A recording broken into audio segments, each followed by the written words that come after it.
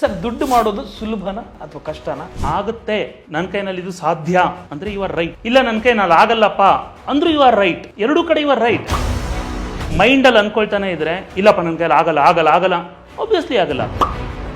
ನಾನು ಮಾಡ್ತೀನಿ, ಇದು ನನ್ನ ಕೈಲಿ ಸಾಧ್ಯ ಅಂತ ಅನ್ಕೊಂಡ್ರೆ ಅಲ್ಲಿಂದ ಫಸ್ಟ್ ಮನಿ ಮೇಕಿಂಗ್ ಆಂಬಿಷನ್ಸ್ ಅಥವಾ ಮನಿ ಮೇಕಿಂಗ್ ಪ್ಯಾಟರ್ನ್ಸ್ ದಾರಿಗಳು ಅಲ್ಲಿಂದ ಸ್ಟಾರ್ಟ್ ಆಗುತ್ತೆ. ನನ್ನ ಕೈಯಿಂದ ದುಡ್ಡು ಹೋದರೆ ಎಷ್ಟು ಕಳ್ಕೋಬಹುದು ನಾನು ಅಂತ ಯೋಚನೆ ಮಾಡ್ತೀನಿ. ಅದೇ ನನಗೇನಾದರೂ ದುಡ್ಡು ಬರುತ್ತೆ ಅಂತ ಆಯಿತು ಅಂತ ಹೇಳಿದ್ರೆ ಎಷ್ಟು ದುಡ್ಡು ಬರುತ್ತೆ ಅಂತ ಯೋಚನೆ ಮಾಡ್ತೀನಿ. This is called risk versus benefit ಅಂತ ಹೇಳಿ. Which field is better to create a wealth sir? ನೀವು ಎಲ್ಲಿ ಲಾಂಗ್ ಟರ್ಮ್ ಗೇಮ್ ಆಡ್ಬೋದು ಆ ಫೀಲ್ಡನ್ನು ನೀವು ಪಿಕಪ್ ಮಾಡ್ಕೊಳ್ಬೇಕು. 25ನೇ ವಯಸ್ಸಲ್ಲಿ ಅವ್ರು ಏನೋ ಒಂದು ವರ್ಕನ್ನು ಸ್ಟಾರ್ಟ್ ಮಾಡಿರ್ತಾರೆ ಅಂತ ತಿಳ್ಕೊಳ್ಳಿ. 15 ವರ್ಷಗಳ ಕಾಲ ಬೇರೆ ಒಂದು 2-3 ಫೀಲ್ಡ್ ಆಗಿದ್ರು ಒಂದು ಕೋರ್ ಫೀಲ್ಡಲ್ಲಿ ಅಂತ ವರ್ಕ್ ಮಾಡಿರ್ತಾರೆ. 40ನೇ ವರ್ಷ ಆದಮೇಲಿಂದ ಅವ್ರು ಏನು ಯೋಚನೆ ಮಾಡಬಾರ್ದು ಅಂದರೆ ನಾನು ಹೊಸದಾಗಿ ಏನು ಸ್ಟಾರ್ಟ್ ಮಾಡಲಿಕ್ಕೆ ಯೋಚನೆ ಮಾಡಬಾರ್ದು.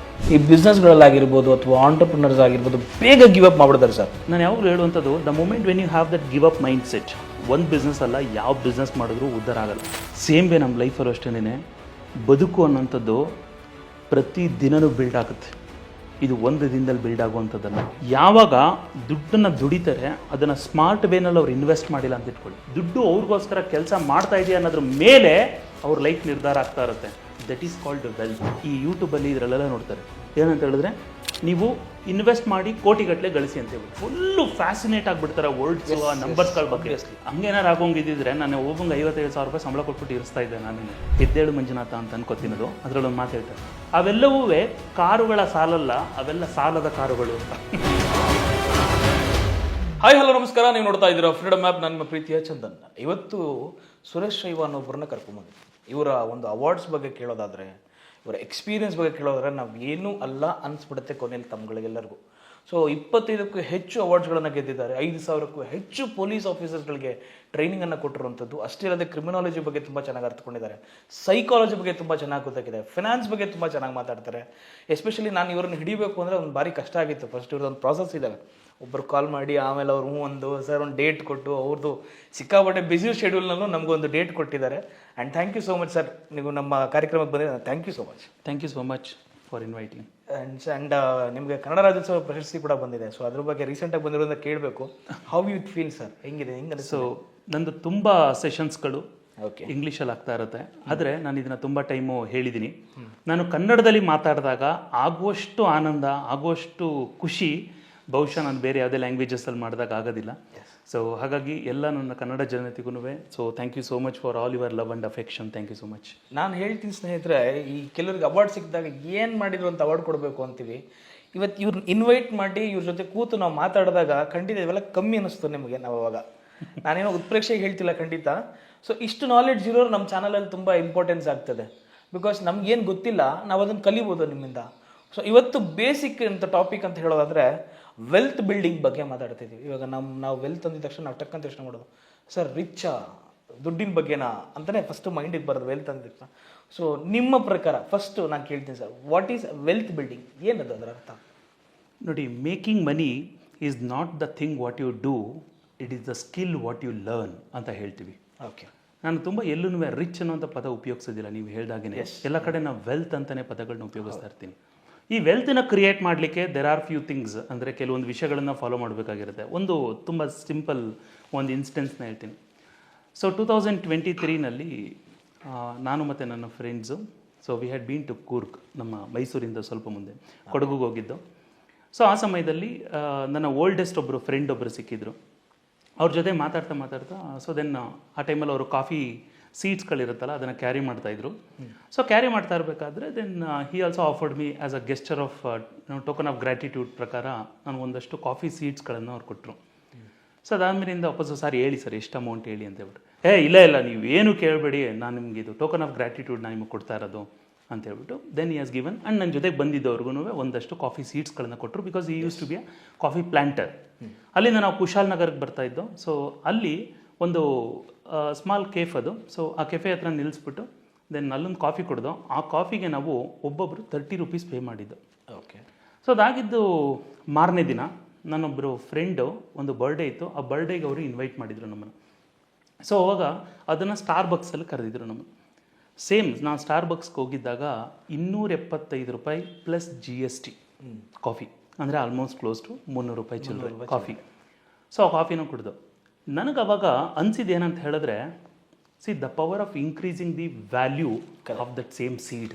ಎಕ್ಸಾಕ್ಟ್ಲಿ ಯಾವಾಗ ಒಬ್ಬ ಫಾರ್ಮರ್ ಹತ್ರ ಇತ್ತೋ ಅದು ಆ ಕಾಫಿ ಸೀಡ್ಸು ಅವ್ರು ನನಗೆ ಫ್ರೀಯಾಗಿ ಕೊಟ್ಟಿದ್ರು. ಅದೇ ಕಾಫಿ ಯಾವಾಗ ಅದು ಬ್ರೀವ್ ಆಗಿ ಒಂದು ಸ್ಮಾಲ್ ಕೇಫಿಗೆ ಬಂತೋ ಆವಾಗ ಅದಕ್ಕೆ 30 ರೂಪಾಯಿ ಕೊಟ್ಟಿದ್ದು. ಅದೇ ಕಾಫಿನ just because of the elevated experience, elevated premium feeling, ಅದಕ್ಕೆ ನಾವು 275 ರೂಪಾಯಿ ಪ್ಲಸ್ GST ಕೊಡ್ತೀವಿ. ಸೊ ಮನುಷ್ಯನ ಲೈಫಲ್ಲೂ ಅಷ್ಟೇ ವೆಲ್ತ್ ಅನ್ನುವಂಥದ್ದು it is not in the form of money, it is in the form of experience. ಮತ್ತು ಅದು ಸ್ಕಿಲ್, ಅಂದರೆ ಮನುಷ್ಯನಿಗೆ ಎಷ್ಟು ಸ್ಕಿಲ್ಲನ್ನ ಎನ್ಹ್ಯಾನ್ಸ್ ಮಾಡ್ಕೊಳ್ತಾ ಹೋಗ್ತಾರೆ, ಅವರ ವ್ಯಾಲ್ಯೂಸ್ಗಳನ್ನು ಎಷ್ಟು ಎನ್ಹ್ಯಾನ್ಸ್ ಮಾಡ್ಕೊಳ್ತಾ ಹೋಗ್ತಾರೆ, ಅಷ್ಟು ಅವರ ವೆಲ್ತು ತುಂಬ ಬಿಲ್ಡ್ ಆಗ್ತಾ ಹೋಗ್ತಾ ಇರುತ್ತೆ. ಸೇಮ್ ಥಿಂಗ್ ನಮ್ಮ ಲೈಫಲ್ಲೂ ಅಷ್ಟೇ, ವೆಲ್ತ್ನ ಬಿಲ್ಡ್ ಮಾಡಬೇಕು ಅಂತ ನಿರ್ಧಾರ ಮಾಡಿದಾಗ ಮನುಷ್ಯ ಮೊದಲು ಅವನು ಎಲ್ಲಿದ್ದಾನೆ ಅಂತ ನಿರ್ಧಾರ ಮಾಡ್ಕೊಳ್ಬೇಕಾಗಿರುತ್ತೆ, ಅವನು ಯಾವ ಎನ್ವಿರಾನ್ಮೆಂಟಲ್ಲಿದ್ದಾನೆ ಅಂತ ನಿರ್ಧಾರ ಮಾಡಬೇಕಾಗಿರುತ್ತೆ. ಸೊ ಈ ಎನ್ವಿರಾನ್ಮೆಂಟ್ ಮೇಲೆ ಅವನ ವ್ಯಾಲ್ಯೂ ನಿರ್ಧಾರ ಆಗುತ್ತೆ, ಆ ವ್ಯಾಲ್ಯೂ ಪ್ರಕಾರ ಅವನು ಎಷ್ಟು ದುಡ್ಡು ಮಾಡ್ತಾನೆ ಅನ್ನೋದು ನಿರ್ಧಾರ ಆಗ್ತಾ ಇರುತ್ತೆ. ಸೊ ಇನ್ನು wealth building is a most point ಅಂತ ನೀವು ಹೇಳ್ತಿರ್ತೀವಿ. You don't use much of rich ಅನ್ನೋದ್ರ ಬಗ್ಗೆ ನೀವು ಯೂಸ್ ಮಾಡಲ್ಲ ಎಲ್ಲೂ ಕೂಡ. ದುಡ್ಡು ಮಾಡ್ಬೋದು ಈಸಿ ಅಂತ ಹೇಳ್ತೀರಿ. ಈಗ ದುಡ್ಡು ಅಂದ ತಕ್ಷಣ ಕೇಳೋರಿಗೆ ಕಿವಿ ಹಂಗೆ ಒಂದು ಸ್ವಲ್ಪ ಓಪನ್ ಆಗಿರುತ್ತೆ. ಸರ್ ದುಡ್ಡು ಮಾಡೋದು ಸುಲಭನಾ, ಈಸಿನಾ ಅಥವಾ ಕಷ್ಟನಾ, ಹೇಗೆ ಸರ್? ಪ್ರತಿಯೊಂದು everything starts from mind. Okay ಅಲ್ವಾ? ನೋಡಿ, ನೀವೊಂದು ಆಗುತ್ತೆ, ನನ್ನ ಕೈನಲ್ಲಿ ಇದು ಸಾಧ್ಯ ಅಂದರೆ ಯು ಆರ್ ರೈಟ್. ಇಲ್ಲ ನನ್ನ ಕೈನಲ್ಲಿ ಆಗಲ್ಲಪ್ಪ ಅಂದ್ರೂ ಯು ಆರ್ ರೈಟ್. ಎರಡೂ ಕಡೆ ಯು ಆರ್ ರೈಟ್. ಬಿಕಾಸ್ ನನಗೆ ಆಗಲ್ಲ ಅಂತ ಅನ್ಕೊಂಡ್ರೆ ಅದಾಗಲ್ಲ, ಕರೆಕ್ಟ್. ಆಗುತ್ತೆ ಅಂತ ಯಾವಾಗ ಅನ್ಕೊಳ್ತೀರಿ ಅವಾಗ ಆಬ್ವಿಯಸ್ಲಿ ಆಗೇ ಆಗುತ್ತೆ. ಎರಡೂ ನಮ್ಮ ಮೈಂಡಿಂದ ಸ್ಟಾರ್ಟ್ ಆಗ್ತಾ ಇರುತ್ತೆ. ಹಾಗಾಗಿ ನಾನು ಯಾವಾಗಲೂ ಹೇಳ್ತಾ ಇರ್ತೀನಿ, ತುಂಬ ಜನ ಅದಕ್ಕೆ ವಿಷಯಗಳು ಹೇಳ್ತಾರೆ, ನೀವು ಹೇಳ್ತೀರಾ ದುಡ್ಡು ಮಾಡೋದು ಈಸಿ ಅಂತ ಹೇಳ್ಬಿಟ್ಟು ಮಾಡಬೇಕಾದ್ರೆ ಗೊತ್ತಾಗುತ್ತೆ ಅಂತ. ಆದರೆ ನಾನು ಎಲ್ಲೂ ಓವರ್ ನೈಟ್ ನೀವು ದುಡ್ಡು ಮಾಡ್ತೀರಾ ಅಂತ ಹೇಳಿಲ್ಲ. ಯಾವಾಗಲೂ ಹಾರ್ಡ್ ವರ್ಕ್ಗೆ ಆಲ್ಟರ್ನೇಟಿವ್ಸ್ ಇಲ್ಲ, ಅದಕ್ಕೆ ಶಾರ್ಟ್ ಕಟ್ಸ್ಗಳಿಲ್ಲ. ಅದ್ರ ಮುಖಾಂತರನೇ ಮಾಡಬೇಕು. ಆದರೆ ಡಿಸಿಪ್ಲಿನ್ಡ್ ಆಗಿ ಮಾಡೋದ್ರಿಂದ 100% ಮಾಡೋದಕ್ಕೆ ಸಾಧ್ಯ ಇದೆ. ಸೊ ನಾವೇನಾದ್ರು ಅನ್ಕೊಳ್ತಾನೆ ಇದ್ರೆ, ಬಿಕಾಸ್ ನಾನು ಎವ್ರಿಥಿಂಗ್ ಐ ಸೇ ಅಬೌಟ್ ಮೈಂಡಲ್ಲಿ ಅನ್ಕೊಳ್ತಾನೆ ಇದ್ರೆ, ಇಲ್ಲಪ್ಪ ನನ್ನ ಕೈಲಿ ಆಗಲ್ಲ ಆಗಲ್ಲ ಆಗಲ್ಲ, ಆಬ್ವಿಯಸ್ಲಿ ಆಗಲ್ಲ. ನಾನು ಮಾಡ್ತೀನಿ, ಇದು ನನ್ನ ಕೈಲಿ ಸಾಧ್ಯ ಅಂತ ಅನ್ಕೊಂಡ್ರೆ ಅಲ್ಲಿಂದ ಫಸ್ಟು ಮನಿ ಮೇಕಿಂಗ್ ಆಂಬಿಷನ್ಸ್ ಅಥವಾ ಮನಿ ಮೇಕಿಂಗ್ ಪ್ಯಾಟರ್ನ್ಸ್ ದಾರಿಗಳು ಅಲ್ಲಿಂದ ಸ್ಟಾರ್ಟ್ ಆಗುತ್ತೆ. ಕರೆಕ್ಟ್. ಸೊ ಹಾಗಾಗಿ ನಾನು ಯಾವಾಗಲೂ ಹೇಳುವಂಥದ್ದು ಪ್ರತಿಯೊಬ್ಬರಿಗೂ, the moment when you think, ನಿಮ್ಮ ಮೈಂಡಿಂದ ಏನನ್ನ ಥಾಟ್ಸ್ಗಳನ್ನ ಪ್ರೊಡ್ಯೂಸ್ ಮಾಡ್ತಾ ಇದ್ದೀರಾ ಅನ್ನುವಂಥದ್ದು ಭಾಳ ಭಾಳ ಮುಖ್ಯ ಆಗಿರುತ್ತೆ. ಅದಕ್ಕೆ ನಾನು ಹೇಳ್ತೀನಿ, ಹೊರಗಡೆ ವೆಲ್ತ್ ಬಿಲ್ಡ್ ಆಗೋದಕ್ಕಿಂತ ಮುಂಚೆ ನಿಮ್ಮ ಒಳಗಡೆ ವೆಲ್ತ್ ಬಿಲ್ಡ್ ಆಗಬೇಕು. ಆ ವೆಲ್ತ್ ಒಳಗಡೆ ಬಿಲ್ಡ್ ಆಗಿಲ್ಲ ಅಂತ ಹೇಳಿದ್ರೆ ಹೊರಗಡೆ ಅಪಿಯರೆನ್ಸ್ ಆಗೋದೇ ಇಲ್ಲ. ಸರ್, ಇನ್ನೊಂದು ಪ್ರಶ್ನೆ, ಈ ಆಂಟರ್ಪ್ರಿನರ್ಸು ಅಥವಾ ಓನ್ ಬಿಸ್ನೆಸ್ ಮಾಡೋರು ವೆಲ್ತ್ ಬಿಲ್ಡಿಂಗ್ ಬಗ್ಗೆ ನಿಮ್ಮ ಒಂದು ಡಿಫೈನ್ ಮಾಡೋದಾದರೆ ಹೇಗೆ ಸರ್ ಅದು? ಈಗ ನೀವು ಹೇಳಿದಾಗೆ ಆಂಟರ್ಪ್ರಿನಿಯರ್ಸ್ ಅವ್ರದ್ದು ಒಂದು ಒಪಿನಿಯನ್ಸು ಅಥವಾ ಅವ್ರ ಮೈಂಡ್ ಸೆಟ್ ಹೇಗಿರುತ್ತೆ ಅಂತ ಫಸ್ಟ್ ನೋಡಬೇಕಾಗುತ್ತೆ. ಮೊದಲು ನಿಯರ್ಲಿ 6 years ಬ್ಯಾಕು, ಅಂದರೆ ಬಿಫೋರ್ ಕೋವಿಡ್ ಎಲ್ಲ ಆಗೋದಕ್ಕಿಂತ ಮುಂಚೆ, we wanted some investment. So ಆ ಇನ್ವೆಸ್ಟ್ಮೆಂಟ್ ಬೇಕು ಅನ್ನೋ ಕಾರಣಕ್ಕೆ I approached one of the person. ಅಂದರೆ ನನ್ನೊಬ್ಬರು ತುಂಬ ಆತ್ಮೀಯರೊಬ್ಬರು ಇದ್ದಾರೆ, ಅವರೊಬ್ಬರದ್ದು ರೆಫರೆನ್ಸ್ ಕೊಟ್ಟಿದ್ರು. So you can approach him for so capital ಆ ಥರ ಎಲ್ಲ ಫುಲ್ಲು. ಸೊ ಅದಾದಮೇಲಿಂದ ಹೋಗಿ ಅವ್ರನ್ನೆಲ್ಲ ಭೇಟಿ ಮಾಡಿದ್ದು, ಎಲ್ಲ ಅಪಾಯಿಂಟ್ಮೆಂಟ್ ಎಲ್ಲ ತೊಗೊಂಡು ಅದಾದಮೇಲಿಂದ ಸ್ವಲ್ಪ ಟೈಮ್ ಆಯಿತು. ಇದನ್ನು ವಿಜುವಲೈಸ್ ಮಾಡ್ತಾ ಹೋಗಿ it's very very interesting. And ಇದರೊಳಗಡೆಯಿಂದ ನನ್ನ ಲೈಫಲ್ಲಿ ನಾನು ತುಂಬ ಕಲ್ತಿದ್ದಿದ್ದೆ. ಅವ್ರ ಹತ್ರ ಕೂತ್ಕೊಂಡು ಮಾತಾಡಬೇಕಾದ್ರೆ ಹಂಗೆ ಇದೇ ಥರ ಒಂದು ಹಾಲಲ್ಲೆಲ್ಲ ಕೂತ್ಕೊಂಡು ಎಲ್ಲ ಕಾಫಿ ಎಲ್ಲ ಆಫರ್ ಮಾಡಿದರು, ಎಲ್ಲ ಕುಡಿತಾ ಎಲ್ಲ ಕೂತ್ಕೊಂಡಿದ್ದು. ಅದಾದಮೇಲೆ ಕೇಳಿದ್ರು, ಏನು ನಿಮ್ಮ ಪ್ರಾಜೆಕ್ಟು ಅಂತ. Then I explained all the projects, ನಮ್ದು ಏನೇನೆಲ್ಲ ಪ್ರಾಜೆಕ್ಟ್ಸ್ಗಳಿದೆ, ವಾಟ್ ವಿ ಡೂ ಅನ್ನೋಂಥದ್ದೆಲ್ಲ ಪೂರ್ಣವಾಗಿ ಎಕ್ಸ್ಪ್ಲೈನ್ ಮಾಡಿದೆ. And I asked him some X amount, ಒಂದು ಅಮೌಂಟನ್ನು ಕೇಳಿದೆ. So these what the capital what we are looking ಅಂತೇಳಿ. ದೆನ್ ಆ ಪರ್ಸನ್ನು ಸ್ವಲ್ಪ ಹೊತ್ತು ಯೋಚನೆ ಮಾಡಿ, okay tell me what is the return I am going to get ಅಂತ. ನಾನು ಸೆಡ್ ಸಮ್ XYZ, ಈ ಅಮೌಂಟ್ ನಿಮಗೆ ಬರುತ್ತೆ ಅಂತ ಹೇಳಿದೆ. ಸೊ ಅದಾದಮೇಲಿಂದ ಸ್ವಲ್ಪ ಹೊತ್ತು, 1-2-3 ನಿಮಿಷ ಆದಮೇಲಿಂದ ಹಿ ಸೈಡ್, ಓಕೆ ನಾಳೆ 10:15 ಮೇಲೆ ಬನ್ನಿ, I will give you a check, so you can start this ಅಂತ ಹೇಳಿದರು. I was stunt. ರೀಸನ್ ಏನಂತ ಹೇಳಿದ್ರೆ, ನನ್ನನ್ನು ಫಸ್ಟ್ ಟೈಮ್ ಮೀಟ್ ಮಾಡ್ತಾ ಇರೋದ ಮನುಷ್ಯ, ಆದರೆ all of a sudden I am ready to give the money ಅಂತ ಹೇಳಿದ್ರಲ್ವಾ, ಹ್ಯಾಕ್ ಸಾಧ್ಯ ಆಯಿತು? ಸೊ ಅದಾದಮೇಲಿಂದ ಔಟ್ ಆಫ್ ಕ್ಯೂರಿಯಾಸಿಟಿ ಎಲ್ಲ ಆದಮೇಲಿಂದ ನಾವಾಗಲೂ ಹೇಳ್ತಾ ಇರ್ತೀನಿ, ಏನಾದರೂ ಆದಮೇಲಿಂದ ಸುಮ್ಮನೆ ಇರಬೇಕು, ಅಲ್ಲಿ ಏನು ಮಾತಾಡೋಕೆ ಹೋಗಬಾರ್ದು ಅಂತೇಳಿ. ಬಟ್ ನನಗೊಂದು ಕ್ಯೂರಿಯಾಸಿಟಿ ಇತ್ತು. ಸೊ ಅವ್ರನ್ನ ಕೇಳಿದೆ, ಸರ್ ನಾನು ಆ್ಯಕ್ಚುಲಿ ಫಸ್ಟ್ ಟೈಮ್ ನಿಮ್ಮನ್ನ ಭೇಟಿ ಮಾಡ್ತಾ ಇರೋದು, ಆದರೂ ಒಂದೇ ಸೆಷನ್ ನಮ್ದಾಗಿರೋದು, ಜಸ್ಟ್ ನಾನೊಬ್ಬರು ರೆಫರೆನ್ಸಿಂದ ಬಂದಿದೆ. ಆದರೆ ನೀವು ಸಡನ್ನಾಗಿ ನನಗೆ ಹೇಳಿದ್ರಿ ಸೊ ನಾಳೆ ಬನ್ನಿ ನೀವು ದುಡ್ಡು ತೊಗೊಂಡೋಗಿ ಅಂತ ಹೇಳ್ಬಿಟ್ಟು, just out of my curiosity I am asking this question sir. So ನೀವು ಹೆಂಗೆ ಹೇಳಿದ್ರಿ ಅಂತ. So then he said, sir ನೀವು ಎಷ್ಟು ಅಮೌಂಟ್ ಕೇಳಿದ್ರಿ? I said X amount. ನನಗೆ ಎಷ್ಟು ಪ್ರಾಫಿಟ್ ಬರ್ಬೋದು ನಾನು ಅರ್ಥ ಮಾಡ್ಕೊಂಡಿದ್ದ ಪ್ರಕಾರ XYZ. ನಿಮ್ಮದು ಬಿಸ್ನೆಸ್ ಪ್ರಪೋಸಲ್ ನೋಡಿದ ತಕ್ಷಣ ನಂಗೆ ಅರ್ಥ ಆಗುತ್ತೆ ಆ ಫಂಡಮೆಂಟಲ್ಸ್ ಎಷ್ಟು ಸ್ಟ್ರಾಂಗ್ ಆಗಿದೆ, ಸ್ಟ್ರಾಂಗ್ ಆಗಿಲ್ಲ ಅಂತ ಹೇಳ್ಬಿಟ್ಟು. ಅದ್ರ ಬೇಸ್ ಮೇಲಿಂದ ನಾನು ಏನು ಯೋಚನೆ ಮಾಡ್ತೀನಿ ಅಂದರೆ, ನನ್ನ ಕೈಯಿಂದ ದುಡ್ಡು ಹೋದರೆ ಎಷ್ಟು ಕಳ್ಕೊಬೋದು ನಾನು ಅಂತ ಯೋಚನೆ ಮಾಡ್ತೀನಿ. ಅದೇ ನನಗೇನಾದರೂ ದುಡ್ಡು ಬರುತ್ತೆ ಅಂತ ಆಯಿತು ಅಂತ ಹೇಳಿದ್ರೆ ಎಷ್ಟು ದುಡ್ಡು ಬರುತ್ತೆ ಅಂತ ಯೋಚನೆ ಮಾಡ್ತೀನಿ. This is called risk versus benefit ಅಂತೇಳಿ. ಯಾವುದೇ ಆಂಟ್ರಪ್ರಿನಿಯರ್ಸ್ಗಳು ಅವ್ರು ಇದೇ ಪ್ರಕಾರ ಯೋಚನೆ ಮಾಡ್ತಾರೆ. ಇನ್ ಕೇಸ್ ನಾ ಕಳ್ಕೊಳ್ಳೋದಾದ್ರೂ ಎಷ್ಟು ಕಳ್ಕೊತೀನಿ, ಇನ್ ಕೇಸ್ ನಾ ಪಡ್ಕೊಳ್ಳೋದಾದ್ರೆ ಎಷ್ಟು ಪಡ್ಕೋತೀನಿ ಅಂತೇಳಿ. ತುಂಬ ಜನಗಳು ನಾವೇನು ಮಿಸ್ಟೇಕ್ ಮಾಡ್ತೀವಿ ಅಂತ ಹೇಳಿದ್ರೆ, ನಾವು ಈ ರಿಸ್ಕ್ ವರ್ಸಸ್ ಬೆನಿಫಿಟನ್ನು ಅನಾಲಿಸಿಸ್ ಮಾಡೋದಿಲ್ಲ. ದ ಮೂಮೆಂಟ್ ಯಾರಾದರೂ ನೀವೇನಾದ್ರು ಇನ್ವೆಸ್ಟ್ ಮಾಡಬೇಕು ಅಂತ ಇಟ್ಕೊಳ್ಳಿ, ಅಥವಾ ಎಲ್ಲೋ ಒಂದು ಕಡೆ ಬಿಸ್ನೆಸ್ ಸ್ಟಾರ್ಟ್ ಮಾಡಬೇಕು ಅಂತ ಇಟ್ಕೊಳ್ಳಿ, ಆ ರಿಸ್ಕ್ ವರ್ಸಸ್ ಬೆನಿಫಿಟ್ ಅಂದರೆ ನಿಮ್ಮ ಬೆನಿಫಿಟ್ ಜಾಸ್ತಿ ಸಿಗುತ್ತೆ, ಕಳ್ಕೊಳ್ಳೋದು ಕಮ್ಮಿ ಇರುತ್ತೆ ಅಂದರೆ ಜನಗಳು ಕ್ಯಾಲ್ಕುಲೇಟಿವ್ ರಿಸ್ಕ್ ಯಾವಾಗ ತೊಗೊಳ್ಳೋದಿಲ್ಲ, ಆಬ್ವಿಯಸ್ಲಿ ಅವರು ಬೇಗ ಬೇಗ ಪ್ರೋಗ್ರೆಸ್ ಆಗೋದಕ್ಕೆ ಆಗೋದಿಲ್ಲ. ಹಾಗಾಗಿ ತುಂಬ ಎಂಟರ್ಪ್ರಿನಿಯರ್ಸ್ದು ಮೈಂಡ್ ಸೆಟ್ಟು, ಬಿಸ್ನೆಸ್ ಮನ್ಗಳ ಮೈಂಡ್ ಸೆಟ್ಟು ನಾನು ನೋಡಿರುವಂಥದ್ದು, the moment when they define ಅಥವಾ ರಿಸ್ಕು ಮತ್ತು ಬೆನಿಫಿಟ್ಸ್ ನಡುವೆ ಇರುವಂತಹ ಅಸೆಸ್ಮೆಂಟನ್ನು ನೋಡಿ ಅದ್ರ ಮೇಲೆ ಅವರು ಡಿಸಿಷನ್ ತಗೊಳ್ತಾರೆ. ಹಾಗಾಗಿ ಅವರು ಫಾಸ್ಟಾಗಿ ವೆಲ್ತನ್ನು ಬಿಲ್ಡ್ ಮಾಡೋಕ್ಕೆ ಸಾಧ್ಯ ಆಗುತ್ತೆ. ಸರ್, ಇನ್ನೊಂದು ಪ್ರಶ್ನೆ, ಇದೇ ಒಂದು ಬೆಟರ್ ಕ್ವಶನ್ ಕೇಳ್ಬೋದು. Which field is better to create a wealth sir ನಿಮ್ಮ ಪ್ರಕಾರ? ಅದನ್ನು ಹೇಗೆ ಡಿಫೈನ್ ಮಾಡುತ್ತೀರಾ ನೀವು ಅದನ್ನು? ನೋಡಿ, ನಾನು ಯಾವಾಗಲೂ ಹೇಳುವಂಥದ್ದು, ನೀವು ಎಲ್ಲಿ ಲಾಂಗ್ ಟರ್ಮ್ ಗೇಮ್ ಆಡ್ಬೋದು ಆ ಫೀಲ್ಡನ್ನು ನೀವು ಪಿಕಪ್ ಮಾಡ್ಕೊಳ್ಬೇಕು. Long term, yes, good word. ಜೊತೆಗೆ ಎಲ್ಲಿ ಲಾಂಗ್ ಟರ್ಮ್ ಪ್ಲೇಯರ್ಸ್ ಇರ್ತಾರೆ ಆ ಫೀಲ್ಡಲ್ಲಿ ನೀವು ಹೋಗಬೇಕು. ಬಿಕಾಸ್ ಶಾರ್ಟ್ ಟರ್ಮಲ್ಲಿ ಏನಾಗುತ್ತೆ ಅಂದರೆ, ನಿಮ್ಮ ಬಿಸ್ನೆಸ್ ಯಾವಾಗಲೂ ಲಾಂಗರ್ ದಿ ಡ್ಯೂರೇಷನಲ್ಲಿ ಬದುಕೋದಿಲ್ಲ. ಯಾವುದೇ ಒಂದು ನೀವು ಒಬ್ಬ ಆಂಟ್ರಪ್ರಿನಿಯರ್ ಆಗಿರಿ ಅಥವಾ ಏನೋ ಬಿಸ್ನೆಸ್ ಸ್ಟಾರ್ಟ್ ಮಾಡಬೇಕು ಅಂತ ಅಂದ್ಕೊಂಡಿರಿ, ಅದು ನಿಮಗೆ ಲಾಂಗರ್ ಟೈಮ್ ಇರಬೇಕು ಅಂತ ಹೇಳಿದ್ರೆ ಆಬ್ವಿಯಸ್ಲಿ ನೀವು ಲಾಂಗ್ ಟೈಮ್ ಪ್ಲೇ ಮಾಡೋದಕ್ಕೆ ರೆಡಿ ಇರಬೇಕು. ಆ ಗೇಮನ್ನು ಆಡೋದಕ್ಕೆ ರೆಡಿ ಇರಬೇಕು. ಜೊತೆಗೆ ಆ ಪ್ಲೇಯರ್ಸ್ಗಳು ಲಾಂಗ್ ಟರ್ಮೇ ಇರುವಂಥವ್ರು ಇರಬೇಕು. ಸೊ ತುಂಬ ಸಮಯ ಏನಾಗುತ್ತೆ ಅಂತ ಹೇಳಿದ್ರೆ, ಈ ಜನಗಳೆಲ್ಲ ಈ ಶಾರ್ಟ್ ಕಟ್ಸ್ಗಳನ್ನ ಹುಡುಕ್ತಿರ್ತಾರೆ. ಓಕೆ, ಇವತ್ತೇನೋ ಟ್ರೆಂಡಲ್ಲಿದೆ, they ride on that trend. ಆದರೆ ನಾಳೆ ಟ್ರೆಂಡ್ ಮುಗಿದ ತಕ್ಷಣ they'll be literally on the road. ಇದನ್ನು ನಮ್ಮ ಕನ್ನಡದಲ್ಲಿ ಗೆದ್ದೆ ತಿನ್ಬಾರ ಹಿಡಿತಾರೆ ಅಂತ ಕರೀತಾರೆ, ಆ ಥರ ಅಂತ ಅಂದ್ಕೊಳ್ಳಿ. ಸೊ ಆಲ್ಮೋಸ್ಟು ನಾವು ಆ ಥರ ಯೋಚನೆ ಮಾಡ್ಕೊಂಡು ಹೋದಾಗ ಏನಾಗುತ್ತೆ, ನೀವು ಯಾವಾಗ ಲಾಂಗ್ ಟರ್ಮ್ ಇಂಡಸ್ಟ್ರಿಗಳಿಗೆ ಕಾಲಿಡೋದಿಲ್ಲ ಅವಾಗ ಎಲ್ಲವನ್ನ ಕಳ್ಕೊಳ್ಳೋ ಸಾಧ್ಯತೆಗಳು ಜಾಸ್ತಿ ಇರುತ್ತೆ. ಈಗ ನೋಡಿ, ನಾನು ಎಲ್ಲರಿಗೂ ಹೇಳುವಂಥದ್ದು, ಈಗ ನೋಡಿ, ಒಬ್ಬ ವ್ಯಕ್ತಿಗೆ 40 years ಆಗಿದೆ ಅಂತ ಇಟ್ಕೊಳ್ಳಿ. ಅವ್ರು 20ನೇ ವಯಸ್ಸಲ್ಲಿ, ಅದು 25ನೇ ವಯಸ್ಸಲ್ಲಿ ಅವ್ರು ಏನೋ ಒಂದು ವರ್ಕನ್ನು ಸ್ಟಾರ್ಟ್ ಮಾಡಿರ್ತಾರೆ ಅಂತ ತಿಳ್ಕೊಳ್ಳಿ. 15 ವರ್ಷಗಳ ಕಾಲ ಅಂದರೆ ಸುಮಾರು 180 ತಿಂಗಳುಗಳ ಕಾಲ ಅಲ್ವಾ. ಸೊ ಕ್ಲೋಸ್ ಅವರು ಯಾವುದೋ ಒಂದು ಫೀಲ್ಡಲ್ಲಿ ವರ್ಕ್ ಮಾಡಿರ್ತಾರೆ. ಬೇರೆ ಒಂದು 2-3 ಫೀಲ್ಡ್ ಆಗಿದ್ರು, ಒಂದು ಕೋರ್ ಫೀಲ್ಡಲ್ಲಿ ಅಂತ ವರ್ಕ್ ಮಾಡಿರ್ತಾರೆ. 40ನೇ ವರ್ಷ ಆದಮೇಲಿಂದ ಅವ್ರು ಏನು ಯೋಚನೆ ಮಾಡಬಾರ್ದು ಅಂದರೆ, ನಾನು ಹೊಸದಾಗಿ ಏನು ಸ್ಟಾರ್ಟ್ ಮಾಡಲಿ ಅಂತ ಯೋಚನೆ ಮಾಡಬಾರ್ದು. ಕರೆಕ್ಟ್. ಸೊ ಇಲ್ಲಿವರೆಗೂ ನಾನು ಏನು ಮಾಡ್ಕೊಂಡು ಬಂದಿದ್ದೀನಿ ಅದರ ಮೇಲೆ ಬಿಲ್ಡ್ ಮಾಡೋದ್ರಿಂದ ಮಾತ್ರ ಅವರು ಬೇಗ ಪ್ರೋಗ್ರೆಸ್ ಆಗೋದಕ್ಕೆ ಸಾಧ್ಯ ಆಗುತ್ತೆ.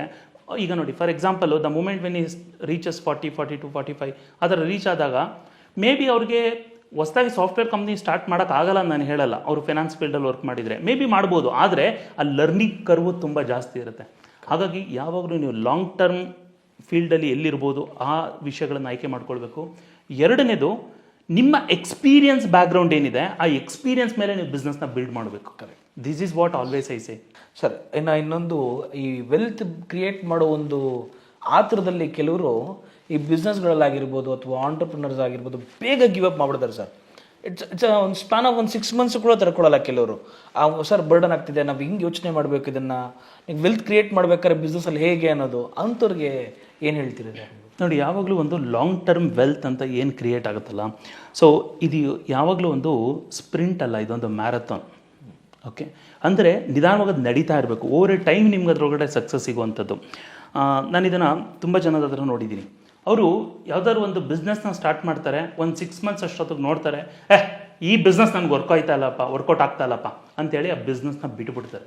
ಕರೆಕ್ಟ್. ಅಥವಾ ಏನೋ ಒಂದು ವೃತ್ತಿನ ಸ್ಟಾರ್ಟ್ ಮಾಡ್ತಾರೆ, ಪ್ರೊಫೆಷನಲ್ನ ಸ್ಟಾರ್ಟ್ ಮಾಡ್ತಾರೆ, ಒಂದಷ್ಟು ಟೈಮ್ ಆಗುತ್ತೆ, ಒಂದು 6 months ಆಗುತ್ತೆ, 1 year ಆಗುತ್ತೆ. ಅದಾದ ನಂತರ ಅಂದ್ಕೊಳ್ತಾರೆ, ಅಯ್ಯೋ ಇದು ಯಾಕೋ ನನ್ನ ಫೀಲ್ಡ್ ಅಲ್ಲ, ವಾಪಸ್ ನನ್ನ ರೆಸ್ಯೂಮ್ನ ನೌಕರಿನಲ್ಲೋ ಅಥವಾ ಟೈಮ್ಸ್ ಜಾಬ್ಸಲ್ಲಿ ಅಪ್ಡೇಟ್ ಮಾಡೋಣ, let me go for another job ಅಂತ ಹೇಳ್ಬಿಟ್ಟು ಮತ್ತೆ ಆ ಡಿಸಿಷನ್ನ ತೊಗೊಬಿಡ್ತಾರೆ. ಕರೆಕ್ಟ್. ಸಿ, ನಾನು ಯಾವಾಗಲೂ ಹೇಳುವಂಥದ್ದು, the moment when you have that give up mind set, ಒಂದು ಬಿಸ್ನೆಸ್ ಅಲ್ಲ ಯಾವ ಬಿಸ್ನೆಸ್ ಮಾಡಿದ್ರೂ ಉದ್ಧಾರ ಆಗಲ್ಲ. ಇದೇ ಸತ್ಯ. ಗಿವ್ ಅಪ್ ಮೈಂಡ್ ಸೆಟ್ ಯಾರಿಗಿರಲ್ವೋ ಅವನು ಮಾತ್ರನೇ ಫಿನಿಶ್ ಲೈನ್ ತನಕ ಹೋಗೋದಕ್ಕಾಗತ್ತೆ. ಅದಕ್ಕೆ ತುಂಬ ಒಂದು ಎಕ್ಸಾಂಪಲ್ ಅಂತ ಹೇಳಿದ್ರೆ, ನನ್ನ one of the most favourite example ಇದು. ತುಂಬ ಟೈಮ್ ಹೇಳಿರ್ತೀನಿ ಇದನ್ನು. 1968ನೇ ಇಸ್ವಿನಲ್ಲಿ ಮೆಕ್ಸಿಕೋನಲ್ಲಿ ಒಂದು ಒಲಿಂಪಿಕ್ಸ್ ಆಗ್ತಾ ಇರುತ್ತೆ. ಅದರೊಳಗಡೆ ಒಂದು ಮ್ಯಾರಥಾನಲ್ಲಿ ಜಾನ್ ಸ್ಟೀಫನ್ ಅಕ್ವಾರಿ ಅನ್ನುವಂಥವ್ರು ಬಂದಿರ್ತಾರೆ. ಅವರು ಓಡಬೇಕಾದ್ರೆ ಅವ್ರ ಕಾಲಿಗೆ ಇಂಜೂರ್ ಆಗೋಗುತ್ತೆ. ಆದ್ರೂ ಆ ಮನುಷ್ಯ ಅಲ್ಲೇ ನಿಲ್ದೇನೆ ಕುಂಟ್ತಾನೇನೆ ಅವರು ಆ ಫಿನಿಶ್ ಲೈನನ್ನು ದಾಟ್ತಾರೆ. ಓಕೆ. ಆವಾಗ ಅಲ್ಲಿರುವಂಥ ಜರ್ನಲಿಸ್ಟ್ಗಳು, ಅಲ್ಲಿರುವಂಥ ಜನಗಳು ಇವರೆಲ್ಲ ಕೇಳ್ತಾರೆ, ಅಲ್ಲಪ್ಪ ನಿಂಗೆ ಕಾಲಿಗೆ ಏಟಾಗಿದೆ, ಕಾಲಿಗೆ ಇಂಜೂರ್ ಆಗಿದೆ, ಆದ್ರೂ ನೀನು ಅಷ್ಟು ದೂರ ಹೋಗೋ ಅವಶ್ಯಕತೆ ಇತ್ತಾ, ಅಲ್ಲೇ ಬಿಟ್ಬಿಡೋದಾಗಿತ್ತಲ್ವಾ ಅಂತ ಹೇಳ್ಬಿಟ್ಟು ಕೇಳ್ತಾರೆ.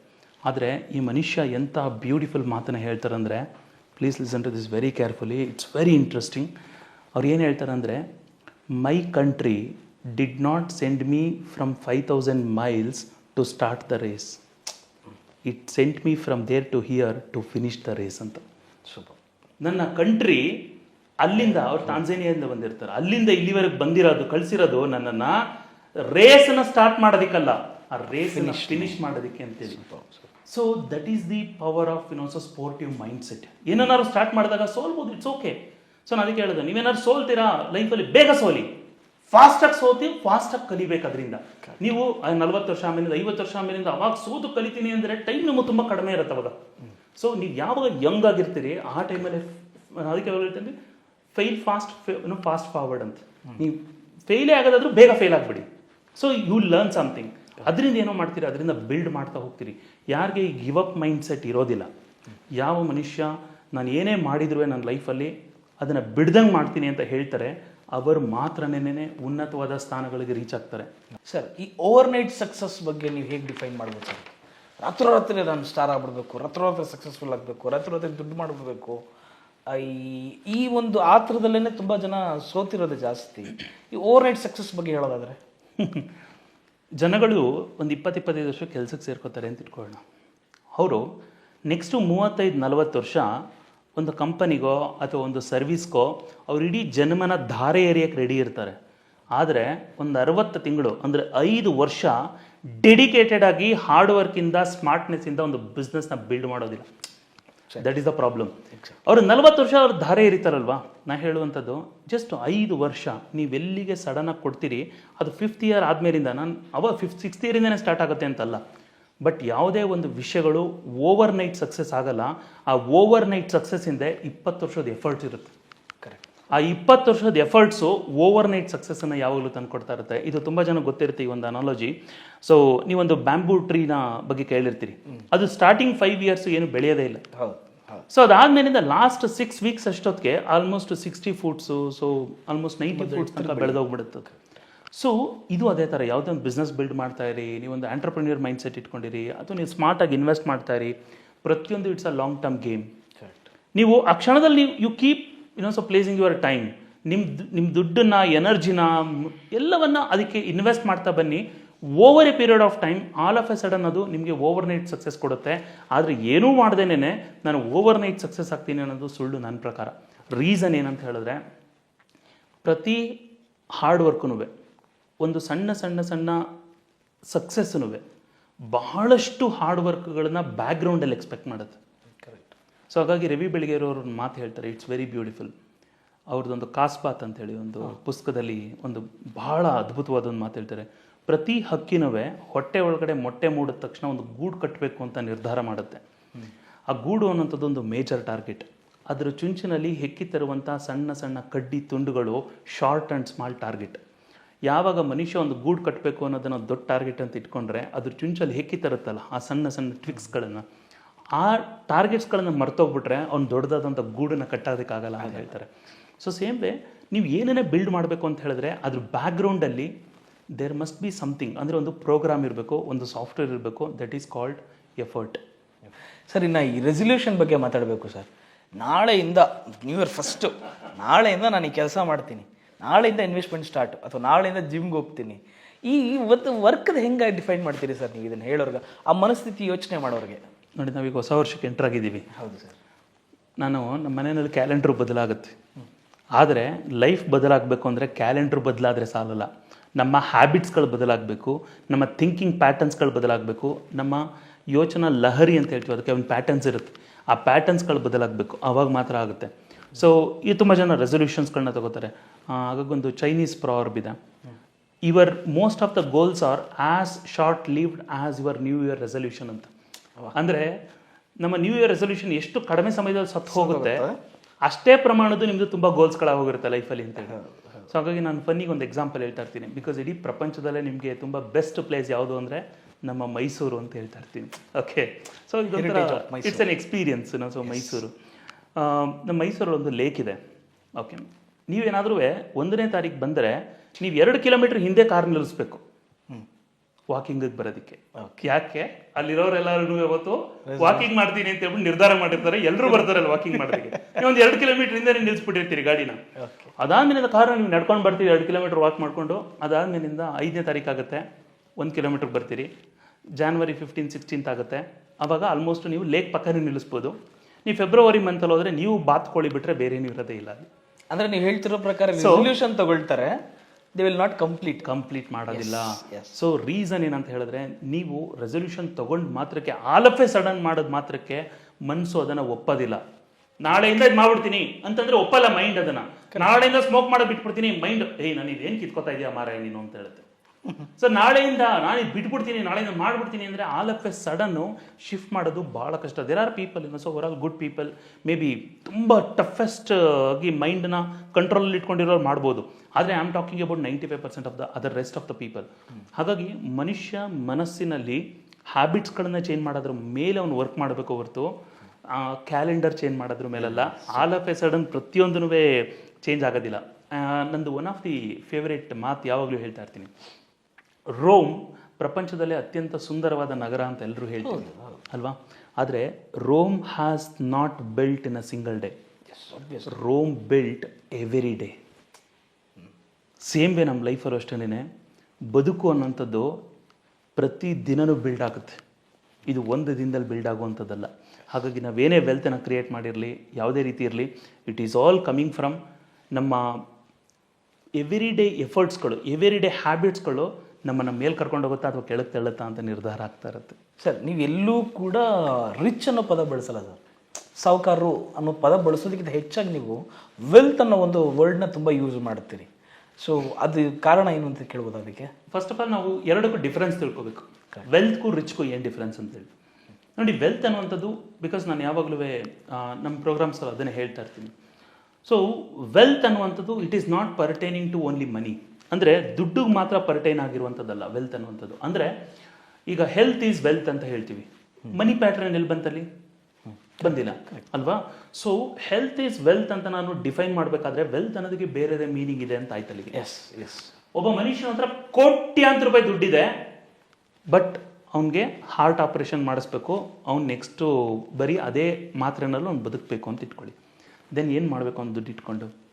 ಇನ್ನೊಬ್ಬನ ಹತ್ರ ಬಿಲಿಯನ್ ಗಟ್ಟಲೆ ದುಡ್ಡಿದೆ, ಅವ್ನ ಹೆಂಡತಿ ಜೊತೆಗೆ, ಅವನ ಅಪ್ಪ ಅಮ್ಮನ ಜೊತೆಗೆ, ಅವನ ಮಕ್ಕಳ ಜೊತೆಗೆ ಅವ್ನ ರಿಲೇಷನ್ಶಿಪ್ ಚೆನ್ನಾಗಿಲ್ಲ ಅಂದರೆ ಏನು ಪ್ರಯೋಜನ? ಕರೆಕ್ಟ್. ಸೊ ವೆಲ್ತ್ ಅನ್ನುವಂಥದ್ದು it is not just about money, it is about over all well being. Super.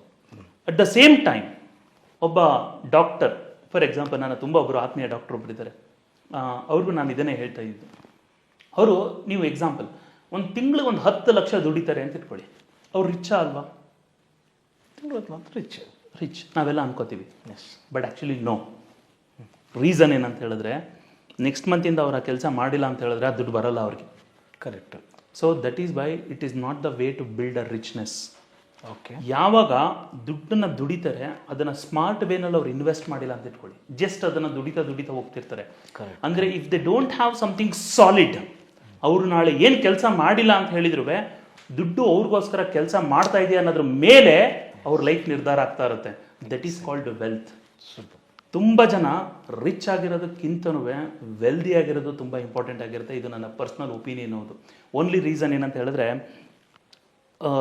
ನಾನು ತುಂಬ ಜನ ನೋಡಿದ್ದೀನಿ, ಅವರೆಲ್ಲ ಏನು ಮಾಡ್ತಾರೆ ಅಂದರೆ ಈ ಯೂಟ್ಯೂಬಲ್ಲಿ ಇದರಲ್ಲೆಲ್ಲ ನೋಡ್ತಾರೆ, ಏನಂತ ಹೇಳಿದ್ರೆ ನೀವು ಇನ್ವೆಸ್ಟ್ ಮಾಡಿ ಕೋಟಿಗಟ್ಟಲೆ ಗಳಿಸಿ ಅಂತ ಹೇಳ್ಬಿಟ್ಟು ಫುಲ್ಲು ಫ್ಯಾಸಿನೇಟ್ ಆಗಿಬಿಡ್ತಾರೆ ವರ್ಡ್ಸ್ ನಂಬರ್ಸ್ಗಳ ಬಗ್ಗೆ. ನನ್ನ ಕ್ಲಾಸಸ್ ಬರೋರು ತುಂಬ ಜನ ಹೇಳ್ತಾರೆ, ಸರ್ ಇದು ಸ್ಟಾಕ್ ಮಾರ್ಕೆಟಲ್ಲಿ ನಾನು ಒಂದು 10 ಲಕ್ಷ ಇದೆ ನನ್ನ ಹತ್ರ, ಸರ್ 1 crore ಮಾಡೋ ಐಡಿಯಾ ಕೊಟ್ಬಿಡಿ ನೀವು ಅಂತೇಳ್ಬಿಟ್ಟು. ಹಂಗೇನಾರು ಆಗೋಂಗಿದ್ದಿದ್ರೆ ನಾನು ಒಬ್ಬಂಗೆ 55,000 ರೂಪಾಯಿ ಸಂಬಳ ಕೊಟ್ಬಿಟ್ಟು ಇರಿಸ್ತಾ ಇದ್ದೆ ನಾನೇನೆ ಅಲ್ವಾ? ಆಬ್ವಿಯಸ್ಲಿ. ಸೊ 1 ಲಕ್ಷನೇ ಕೊಟ್ಬಿಟ್ಟು ಇರಿಸ್ತಾ ಇದ್ದೆ. ಸೊ ಪಾಯಿಂಟ್ ಏನಂತ ಹೇಳಿದ್ರೆ, it is not that way. Because ನೀವು ಯೂಟ್ಯೂಬಲ್ಲಿ ತಮ್ಮನೇಲಿ ಅಂದರೆ ಕೋಟಿಗಟ್ಟಲೆ ನಾನು ಮಾಡಿಬಿಡ್ತೀನಿ ಆ ಥರ ಹೇಳಿ ಅಂದರೆ ಸ್ಟಾಕ್ಸಲ್ಲಿ ಇನ್ವೆಸ್ಟ್ ಮಾಡಿ ಓವರ್ ನೈಟಲ್ಲಿ ನಿಮ್ಗೆ ಕೊಡ್ತೀನಿ, 99.99% ಅದು ಫೇಕ್. ಅದು ಓಕೆ. ರೀಸನ್ ಯಾಕೆ ಹೇಳ್ತಾ ಇದ್ದೀನಿ ಅಂತ ಹೇಳಿದ್ರೆ, ಅದನ್ನು ನೋಡಿ ಫ್ಯಾಸಿನೇಟ್ ಆಗುವಂಥ ಅವಶ್ಯಕತೆ ಇರೋದಿಲ್ಲ. ಸಿ ಓನ್ಲಿ ಪಾಯಿಂಟ್, ನಿಮ್ಮ ಹತ್ರ ದುಡ್ಡಿದ್ರೆ ಸಣ್ಣದಾಗಿ ಇನ್ವೆಸ್ಟ್ ಮಾಡೋದನ್ನು ಸ್ಟಾರ್ಟ್ ಮಾಡಬೇಕು ವೆಲ್ತ್ನ ಬಿಲ್ಡ್ ಮಾಡಲಿಕ್ಕೆ. ತುಂಬ ಜನ ಅಂದ್ಕೊಳ್ತಾರೆ ನೀವೇನು ಮಾಡ್ತೀರಾ, I am a full time trader ಅಂತ ಹೇಳ್ತಾರೆ. ಅವಶ್ಯಕತೆ ಏನಿದೆ? ಓಕೆ. ಸೊ ಬಿಕಾಸ್ ಸೆಬಿ ಹೇಳುತ್ತೆ 95 to 98% of the people stock ಮಾರ್ಕೆಟ್ಗೆ ಯಾರು ಬರ್ತಾರೋ ಅವ್ರು ದುಡ್ಡು ಕಳ್ಕೊತಾರೆ ಅಂತ ಹೇಳುತ್ತೆ. ನಾನು ಹೇಳ್ತಾ ಇರೋದಲ್ಲ, ಸೆಬಿ ಹೇಳ್ತಾ ಇರೋದು. 97%. 95 to 98%. ನಿಮಗೆ ಫಸ್ಟ್ ಡಿಸ್ಕ್ರಿಪ್ಷನ್ ಅಂತ ಹೇಳಬೇಕಾಗಿತ್ತು. ಸೆಬಿಯಲ್ಲಿ ಸರ್ಟಿಫೈಡ್ ಇನ್ವೆಸ್ಟರ್ ಸರ್ ಬಂದು, ಸೊ ಅದನ್ನು ಇನ್ನೂ ಕ್ಲಿಯರ್ ಆಗಿ ಹೇಳ್ತಾರೆ ಇವಾಗ ಅದ್ರ ಬಗ್ಗೆ. ಎಸ್. ಸೊ ಅದೊಂದು ನಮ್ಮದೊಂದು ಎಕ್ಸಾಮು ಸಹ ಅದು ಕ್ಲಿಯರ್ ಆಗಿದೆ. ಅದು ಅಂದರೆ ಸೆಬಿ ಇನ್ವೆಸ್ಟರ್ ಸರ್ಟಿಫಿಕೇಷನ್ ಅಂತ ಹೇಳಿ. ಸೊ ಅದ್ರ ಬೇಸ್ ಮೇಲಿಂದ ಹೇಳ್ತಾ ಇದ್ದೀನಿ. ಅಂದರೆ 95 to 97% ಅಷ್ಟು ಜನಗಳು ದುಡ್ಡನ್ನ ಕಳ್ಕೊತಾರೆ ಮಾರ್ಕೆಟ್ನಲ್ಲಿ.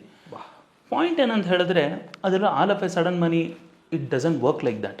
ಅದಕ್ಕೆ ತುಂಬ ಸ್ಟ್ರಾಟಜೀಸ್ ಬೇಕು, ತುಂಬ ಐಡಿಯಾಲಜೀಸ್ ಬೇಕು. ಯು ಶುಡ್ ನೋ, ನಿಮಗೆ ಫಂಡಮೆಂಟಲ್ ಅನಾಲಿಸಿಸ್ ಮಾಡೋದು ಗೊತ್ತಿರಬೇಕು, ಟೆಕ್ನಿಕಲ್ ಅನಾಲಿಸಿಸ್ ಮಾಡೋದು ಗೊತ್ತಿರಬೇಕು, ತುಂಬ ವಿಷಯಗಳಿದೆ. ಫುಲ್ ಟೈಮ್ ಟ್ರೇಡರ್ ಆಗುವಂಥದ್ದು ಅಂದರೆ ಯಾರೋ ನೋಡ್ತಿರ್ತಾರೆ, ಸಡನ್ನಾಗಿ ಇನ್ಸ್ಪೈರ್ ಆಗ್ತಾರೆ, I want to become full time trader, ನಾನು ಅದನ್ನು ಪ್ರಮೋಟ್ ಮಾಡಲ್ಲ. ಸೊ ಆಲ್ವೇಸ್ ಐಸೆ ಸಣ್ಣದಾಗಿ ಇನ್ವೆಸ್ಟ್ ಮಾಡೋಕ್ಕೆ ಸ್ಟಾರ್ಟ್ ಮಾಡಿ. ನೀವು ನಾಳೆ ಬೆಳಗ್ಗೆಯಿಂದ $1 billion ಇನ್ವೆಸ್ಟ್ ಮಾಡೋ ಅವಶ್ಯಕತೆ ಇಲ್ಲ. 5,000ದಿಂದ ಸ್ಟಾರ್ಟ್ ಮಾಡ್ತೀರಾ, ಸ್ಟಾರ್ಟ್ ಮಾಡಿ. Start with some amount. Over a period of time ಅದು ಹ್ಯಾಬಿಟಾಗಿ ಕನ್ವರ್ಟ್ ಆಗುತ್ತೆ. ಆ ಹ್ಯಾಬಿಟು ನಿಮ್ಮನ್ನು ಲಕ್ಷಾಂತರ ರೂಪಾಯಿ ಇನ್ವೆಸ್ಟ್ ಮಾಡೋ ಮಾಡುತ್ತೆ. ಅದು ನಿಮಗೆ ನಿಜವಾದ ವೆಲ್ತ್ನ ತಂದು ಕೊಡುತ್ತೆ. That is the difference between rich and a wealthy. Sir, ಇನ್ನೊಂದು ಈ ಸ್ಟೇಟಸ್ ಬಗ್ಗೆ ನಾನು ಕೇಳಲೇಬೇಕಾಗಿತ್ತು ನಿಮ್ಮ ಹತ್ರ. ಪಕ್ಕದ ಮನೆಯವ್ರು ಕಾರ್ ಇಟ್ಟವ್ರೆ, ನಾವು ಕಾರ್ ತಗೋಬೇಕು. ಪಕ್ಕದ ಮನೇಲಿ AC ಹಾಕ್ಸಿದ್ದಾರೆ, ನಾವು AC ಹಾಕ್ಸ್ಬೇಕು. ಪಕ್ಕದ ಮನೆಯವ್ರು ಒಂದು 10 ಗ್ರಾಮ್ ಚಿನ್ನ ತೊಗೊಂಡವ್ರೆ, ನಾನು ಒಂದು 10 ಗ್ರಾಮ್ ಚಿನ್ನ. ಈ ಒಂದು ಇದನ್ನು ನಾನು ಆ್ಯಕ್ಚುಲಾಗಿ ಇದನ್ನು ಸ್ಟೇಟಸ್ ಅಂತ ಇದು ಜೂಜು ಅಂತ ಕರಿತೀನಿ ನಾನು. ಬಿಕಾಸ್ ಅವ್ರು ಮಾಡಿದ್ದನ್ನು ನಾನು ಮಾಡಬೇಕು ಅನ್ನೋದ್ರ ಮನಸ್ಥಿತಿ ಎಷ್ಟು ಸರಿ ಎಷ್ಟು ತಪ್ಪು ಸರ್ ಅದ್ರ ಬಗ್ಗೆ? ನಾನು ಇದನ್ನು ಯಾವಾಗಲೂ ಹೇಳೋದು, ignore the status games and focus on what really matters in your life ಅಂತ. ಇದನ್ನು ಸ್ಟೇಟಸ್ ಗೇಮ್ ಅಂತ ಕರೀತಾರೆ. ಯಾಕಂತ ಹೇಳಿದ್ರೆ ಮೋಸ್ಟ್ ಆಫ್ ದ ಪೀಪಲ್, ಒಬ್ಬರು ಮಹಾಜ್ಞಾನಿ ಹೇಳ್ತಾರೆ ಇದನ್ನು, ತುಂಬ ಜನಗಳು ದುಡ್ಡನ್ನು ಇನ್ವೆಸ್ಟ್ ಮಾಡಿ ಯಾವ್ಯಾವುದೋ ಫಾಲ್ತು ಚೀಸ್ಗಳನ್ನೆಲ್ಲ ಖರೀದಿ ಮಾಡಿ ಬರ್ತಾರಲ್ವಾ, ಅಂದರೆ ಒಂದು ಕಾರ್ ಬೈ ಮಾಡ್ತಾರೆ ಅಥವಾ ತುಂಬ ವಿಷಯಗಳನ್ನ ಬೈ ಮಾಡ್ತಾರಲ್ವಾ, ಅದೆಲ್ಲವನ್ನು to impress somebody whom they don't like. Okay. ಯಾರಿಗೆ ಇಷ್ಟ ಇರಲ್ವೋ ಅವನನ್ನು ಇಂಪ್ರೆಸ್ ಮಾಡೋದಕ್ಕೋಸ್ಕರ ತೊಗೊಂಡು ಬಂದಿರ್ತಾರೆ ಅಂತ ಹೇಳಿ. ಸೊ ಈ ಸ್ಟೇಟಸ್ ಗೇಮ್ ಅನ್ನೋದು ಒಂದು ಟ್ರ್ಯಾಪ್. ಅದು ಅಂದರೆ ಈ ಫೇಕ್ ರಿಚ್ ಅಂತ ಕರಿತೀವಿ ಅವ್ರನ್ನೆಲ್ಲ. ಅಂದರೆ they want to show off. Correct. So ನನ್ನ ಹತ್ರ ಇಷ್ಟಿದೆ, ನನ್ನ ಹತ್ರ BMW ಇದೆ, ನನ್ನ ಹತ್ರ ಬೆನ್ಸ್ ಇದೆ. ಆದರೆ ರಿಯಲ್ ರಿಚ್ ಆಗಿರುವಂಥವ್ರು ಅವ್ರಿಗೊಂದು ಡಿಪ್ರಿಸಿಯೇಷನ್ ಬೆನಿಫಿಟ್ ಅಂತ ಸಿಗುತ್ತೆ, ಆ ಕಾರಣಕ್ಕೋಸ್ಕರ ಆ ಕಾರ್ಗಳ ಮೇಲೆ ಇನ್ವೆಸ್ಟ್ ಮಾಡ್ತಾರೆ. ಬಟ್ ತುಂಬ ಜನ ಮಾಡಿ, ಓ ನಮ್ಮ ಮನೆ ಪಕ್ಕ ಮನೆಯವ್ರು ತೊಗೊಂಡು ಬಂದ್ರ, ಆ ಕಡೆ ಸೈಡಿಂದ ಹೆಂಡತಿ ಹೇಳಿದ ತಕ್ಷಣ ಸೊ ಹೋಗು ನಾಳೆ ಬೆಳಿಗ್ಗೆ EMI ಮಾಡಿಸು ತೊಗೊಂಡು ಬಾ ಕಾರ್ನ. ಹಾಗಾಗಿ ಜಗ್ಗೇಶ್ ಅವರು ಒಂದು ಬ್ಯೂಟಿಫುಲ್ ಒಂದು ಮಾತು ಹೇಳ್ತಾರೆ ಒಂದು ಮೂವಿನಲ್ಲಿ, ನೀವು ನೋಡಿರ್ತೀರಿ, ಎದ್ದೇಳು ಮಂಜುನಾಥ ಅಂತ ಅನ್ಕೋತಿನದು. ಅದರಲ್ಲಿ ಒಂದು ಮಾತು ಹೇಳ್ತಾರೆ, ಅವೆಲ್ಲವೂ ಕಾರುಗಳ ಸಾಲಲ್ಲ, ಅವೆಲ್ಲ ಸಾಲದ ಕಾರುಗಳು ಅಂತ. ಕರೆಕ್ಟ್. ಸೊ ಹಾಗಾಗಿ ಅಂದರೆ lot of times people by on EMIs. So ಅದೇ ಪ್ರಕಾರ ಬೈ ಮಾಡಿ ನಾನು ಸಾಲ ಮಾಡೋದು ತಪ್ಪು ಅಂತ ಹೇಳಲ್ಲ, ಆದರೆ ಡಿಪ್ರಿಸಿಯೇಷನ್ ಅಸೆಟ್ಸ್ಗೆ ಹಾಕೋದಕ್ಕೆ ಸಾಲ ಮಾಡೋದು ತಪ್ಪು ಅಂತ ಹೇಳ್ತೀನಿ. ನೀವು ಅಪ್ರಿಷಿಯೇಟ್ ಆಗುವಂಥ ಅಸೆಟ್ಸ್ಗಳಿಗೆ ಹಾಕ್ಬೇಕಲ್ವ, ಆಬ್ವಿಯಸ್ಲಿ. ಡಿಪ್ರಿಷಿಯೇಟ್ ಆಗುವಂಥ ಅಸೆಟ್ಸ್ಗಳಿಗೆ ಹಾಕಿದ್ರೆ it's gone case. Steve jobs ಅವರು ಒಂದು ಬ್ಯೂಟಿಫುಲ್ ಮಾತನ್ನು ಹೇಳ್ತಾರೆ. ಅವ್ರು ಏನಂದರೆ, ಡೋಂಟ್ ಲೆಟ್ ಅದರ್ ನಾಯ್ಸ್, ಅಂದರೆ ಬೇರೆಯವರ ನಾಯ್ಸ್ ಅಥವಾ ಗದ್ದಲಗಳು ನಿಮ್ಮ ಒಳಗಿನ ಇನ್ನರ್ ವಾಯ್ಸನ್ನು ಸಪ್ರೆಸ್ ಮಾಡದೇ ಇರಲಿ ಅಂತ. ಓಕೆ, ಅದನ್ನು ಸ್ಟೀವ್ ಜಾಬ್ಸ್ ಅವರು ಹೇಳ್ತಾರೆ. ಹಾಗಾಗಿ ಎಕ್ಸ್ಟರ್ನಲ್ ವ್ಯಾಲಿಡೇಷನ್ಗಿಂತ ನಮ್ಮ ಲೈಫಲ್ಲಿ ಪ್ರೋಗ್ರೆಸಿವ್ ರಿಯಲೈಸೇಷನ್ ತುಂಬ ಇಂಪಾರ್ಟೆಂಟ್ ಆಗಿರುತ್ತೆ. ನಾವು ಅದ್ರ ಮೇಲೆ ಎಷ್ಟು ಫೋಕಸ್ ಮಾಡ್ತಾ ಹೋಗ್ತೀವಿ ಅಷ್ಟು ಲೈಫಲ್ಲಿ ನಾವು ವೆಲ್ತ್ ಆಗಿ ಪ್ರೋಗ್ರೆಸ್ ಆಗ್ತಾ ಇರ್ತೀವಿ. Sir, successful to reach a person, why he can't meet the mentors? How most important ಮೆಂಟರ್ಸ್ಗಳು ಎಷ್ಟು ಮುಖ್ಯ ಆಗ್ತಾರೆ ಸರ್? ಒಬ್ರೀಗ ನಾವು ಯಾರ್ದೊಬ್ರದ್ದು ಇನ್ಸ್ಪಿರೇಷನ್ ತೊಗೊಳ್ತೀವಿ ಅಂತ ಅಂದರೆ, ಫಾರ್ ಎಕ್ಸಾಂಪಲ್ ಈಗ ನಾನು ನಿಮ್ಮನ್ನು ಇನ್ಸ್ಪಿರೇಷನ್ ತೊಗೊಳ್ತೀನಿ ಅಂತ ಇಟ್ಕೊಳ್ಳೋದು ಎಕ್ಸಾಂಪಲ್ ಇವಾಗ. ಸೊ ನಿಮ್ಮನ್ನು ಮೀಟ್ ಮಾಡೋದು ಎಷ್ಟು ಮುಖ್ಯ ಆಗುತ್ತೆ ಒಬ್ಬ ಮನುಷ್ಯನಿಗೆ ಅದರಲ್ಲಿ? ನೋಡಿ, ಫಸ್ಟು ನಾನು ಎಲ್ಲರಿಗೂ ಹೇಳೋದು, if you want to become successful, imitate the person who is already been successful in your field ಅಂತ ಹೇಳ್ತಾರೆ. ಅಂದರೆ ನೀವೊಬ್ಬರು ಒಳ್ಳೆ ಡಾಕ್ಟರ್ ಆಗಬೇಕು ಅಂದರೆ ಆಲ್ರೆಡಿ ಒಬ್ಬ ಸಕ್ಸಸ್ಫುಲ್ ಆಗಿರುವಂಥ ಡಾಕ್ಟರು ಅವ್ರು ಏನು ಮಾಡ್ತಾರೆ ಅಂತ ಅಬ್ಸರ್ವ್ ಮಾಡಿ. ಕಾಪಿ ಅಲ್ಲ ನಾನು ಹೇಳ್ತಾ ಇರೋದು, ಅದನ್ನು ಅಬ್ಸರ್ವ್ ಮಾಡಿ. ಸೊ ನಿಮ್ಮ ಎಕ್ಸ್ಪೀರಿಯನ್ಸ್ ಪ್ರಕಾರ, ನಿಮ್ಮ ಸ್ಟ್ರಾಟಜೀಸ್ಗಳ ಪ್ರಕಾರ ನೀವು ಯಾವ ರೀತಿ ಅದನ್ನು ಅಡಾಪ್ಟ್ ಮಾಡ್ಕೊಳ್ಬೋದು ಅನ್ನೋದನ್ನು ಯೋಚನೆ ಮಾಡಿ. That's what I say to everyone. See, ಸಾಕಷ್ಟು ಸಮಯ ಏನಾಗುತ್ತೆ, ತುಂಬ ಜನಗಳು ಮೆಂಟರ್ಸ್ಗಳ ಹತ್ರ ಹೋಗೋದಿಲ್ಲ. That is a big miss everybody we do. So ಯಾಕೆ ಮೆಂಟರ್ಸ್ಗಳು ಇಂಪಾರ್ಟೆಂಟು ಲೈಫ್ನಲ್ಲಿ?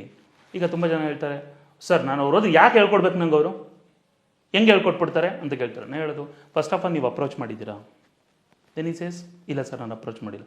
ನೀವು ಅಪ್ರೋಚ್ ಮಾಡ್ದೇನೆ how do you come to a final definition that ಯಾರೇ ಸಕ್ಸಸ್ಫುಲ್ ಆಗಿರೋ ನಮ್ಮ ಜೊತೆ ಮಾತಾಡಲ್ಲ ಅಂತ ಹಿಂಗೆ ಅನ್ಕೋತೀರಿ?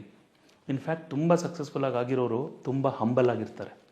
ನಾನು ಅದನ್ನು ಭಾಳಷ್ಟು ಅಬ್ಸರ್ವ್ ಮಾಡಿದ್ದೀನಿ. ತುಂಬ ಹೈಲಿ ರಿಚ್ ಆಗಿರೋರು ಬಹಳಷ್ಟು ಹಂಬಲ್ ಆಗಿರ್ತಾರೆ. ಅವ್ರನ್ನ ನೋಡಿದ ತಕ್ಷಣ ನಿಮ್ಗೆ ಅನ್ಸೋದೇ ಇಲ್ಲ, ಅಯ್ಯೋ ಇವ್ರು ಇಷ್ಟೊಂದೆಲ್ಲ ದುಡ್ಡು ಮಾಡಿಟ್ಟಿದ್ದಾರೆ, ಇಷ್ಟೊಂದು ವೆಲ್ದಿ ಆಗಿದ್ದಾರಾ ಅಂತ ಅನ್ಸೋದೇ ಇಲ್ಲ ನಮಗೆ. So over a period of time ಯಾವಾಗ ಒಬ್ಬ ಮನುಷ್ಯ ಸಕ್ಸಸ್ಫುಲ್ ಆಗಬೇಕು ಅಂತ ಹೇಳ್ಬಿಟ್ಟು ಇಷ್ಟಪಡ್ತಾರೆ, ವೆಲ್ತ್ ಬಿಲ್ಡ್ ಮಾಡಬೇಕು, ಅದರ ಬಿಸ್ನೆಸ್ ಬಿಲ್ಡ್ ಮಾಡಬೇಕು ಅಂತ ಹೇಳಿ ಅನ್ಕೋತಾರೆ, ಅವ್ರು ಯಾವಾಗಲೂ ಮೆಂಟರ್ಸ್ಗಳನ್ನು ಮೀಟ್ ಮಾಡುವಂಥದ್ದು ಇಂಪಾರ್ಟೆಂಟು. ಇಲ್ಲೊಂದು ಟ್ವಿಸ್ಟ್ ಇದೆ. Yes, it's very very interesting. ಏನಂದರೆ ತುಂಬ ಜನ ಏನು ಮಾಡ್ತಾರೆ ಗೊತ್ತಾ, ಅವ್ರದ್ದೇ ಸರೌಂಡಿಂಗಲ್ಲಿ ಇರುವಂಥವ್ರನ್ನ ಮೀಟ್ ಮಾಡ್ತಾರೆ. ಈಗ ಒಬ್ಬ ಒಂದು ಬಿಸ್ನೆಸ್ ಮಾಡ್ತಾ ಇದ್ದಾರೆ, ಎ ಅನ್ನುವಂಥ ಬಿಸ್ನೆಸ್ ಅಂತ ಇಟ್ಕೊಂಡ್ರೆ ಅವನು ಎ ಅನ್ನುವಂಥ ಬಿಸ್ನೆಸ್ ಮಾಡ್ತಾರೋ ಅನ್ನೋ ಹತ್ರನೇ ಹೋಗ್ತಾನೆ. ಮೋರ್ ಆರ್ ಲೆಸ್ ಅವನು ಒಂದು ಥರನೇ ಬಿಸ್ನೆಸ್ ಮಾಡ್ತಿರ್ತಾನೆ. ಅವ್ನು ಯಾಕೆ ನಿಮ್ಗೆ ಹೇಳ್ಕೊಡ್ಬೇಕು? Because he feels that sense of competition. Correct. ಯಾವಾಗ ಅವನಿಗೆ ಸೆನ್ಸ್ ಆಫ್ ಕಾಂಪಿಟೇಷನ್ ಬರುತ್ತೆ, ಆಬ್ವಿಯಸ್ಲಿ ಅವನಿಗೇನು ಟೀಚೇ ಮಾಡೋದಿಲ್ಲ. ಸೊ ಇನ್ಸ್ಟೆಡ್ ಅವನೇನಾದ್ರೂ ಅವನಿಗಿಂತನೂ ಎತ್ತರದಲ್ಲಿರುವಂಥ ವ್ಯಕ್ತಿನ ಮೀಟ್ ಮಾಡುವಂಥ ಪ್ರಯತ್ನ ಪಟ್ಟರೆ ಆಬ್ವಿಯಸ್ಲಿ ಏನಾಗುತ್ತಂದರೆ ಅವ್ರ ಮುಂದೆ ಕೂತ್ಕೊಂಡಾಗ ರಿಯಲಿ ಐ ಟೆಲ್ ಯು, ಇದು ನನ್ನ ಲೈಫ್ ಎಕ್ಸ್ಪೀರಿಯನ್ಸು. ಇನ್ಫ್ಯಾಕ್ಟ್ ನನಗೆ I am so much grateful to all my mentors who are all made in crores and crores of rupees in their life. ಆಯಿತಾ, ತುಂಬ ಕ್ರೋಸ್ ಟುಗೆದರ್ ಮಾಡಿರೋರು ಇದ್ದಾರೆ. ಸೊ ಅವ್ರ ಜೊತೆ ಎಲ್ಲ ಮಾತಾಡಿದಾಗ ನಂಗೆ ರಿಯಲೈಸ್ ಆಗಿದೆ ಏನಂದರೆ, they love to help you. ಅವ್ರು ನಿಜವಾಗ್ಲೂ ನಿಮಗೆ ಹೆಲ್ಪ್ ಮಾಡೋದಕ್ಕೆ ರೆಡಿ ಇರ್ತಾರೆ. ಬಟ್ ಓನ್ಲಿ ಥಿಂಗ್, ನೀವು ಅವ್ರನ್ನ ಹೆಂಗೆ ಅಪ್ರೋಚ್ ಮಾಡ್ತೀರಾ ಅನ್ನೋದು ಇಂಪಾರ್ಟೆಂಟ್ ಆಗಿರುತ್ತೆ. ನೀವು ನಿಮ್ಮ ಲೈಫ್ನಲ್ಲಿ, ನಿಮ್ಮ ಕರಿಯರಲ್ಲಿ, ನಿಮ್ಮ ಬಿಸ್ನೆಸ್ಸಲ್ಲಿ ಬೆಳಿಬೇಕು ಅಂತಿತ್ತು ಅಂತ ಹೇಳಿದ್ರೆ, ನೀವು ಏಣಿಯ ಎಷ್ಟನೇ ಮೆಟ್ಲಲ್ಲಿ ಇದ್ದೀರಾ ಅಂತ ನೋಡ್ಕೊಳ್ಳಿ.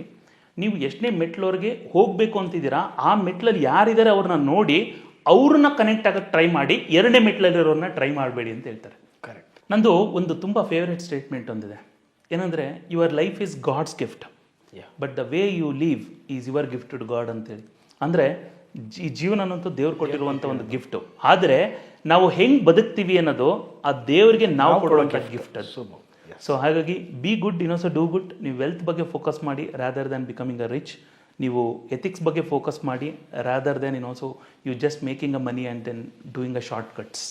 ಸುರೇಶ್ ರೇವ ಸರ್ ಈಗ ಸದ್ಯಕ್ಕೆ ವೆಲ್ತ್ ಬಗ್ಗೆ ಮಾತಾಡಿ ನಮ್ಗೆ ಅದೊಂದಷ್ಟು ನಾಲೆಡ್ಜ್ನ ಕೊಟ್ಟಿದ್ದಾರೆ. ಸೊ ಇಷ್ಟೇ ಅಲ್ಲ, ಇನ್ನೊಂದಷ್ಟು ಎಪಿಸೋಡ್ಸ್ಗಳು ಬರುತ್ತೆ. ಒಂದು ಮನಿ ಮೈಂಡ್ಸೆಟ್ ಬಗ್ಗೆ ಆಗಿರ್ಬೋದು, ರಿಟೈರ್ಮೆಂಟ್ ಪ್ಲ್ಯಾನ್ ಬಗ್ಗೆ ಆಗಿರ್ಬೋದು, ರಿಸ್ಕ್ ಫ್ಯಾಕ್ಟರ್ ಬಗ್ಗೆ ಇನ್ನೂ ಚೆನ್ನಾಗಿ ಎಕ್ಸ್ಪ್ಲೈನ್ ಮಾಡ್ತಾರೆ.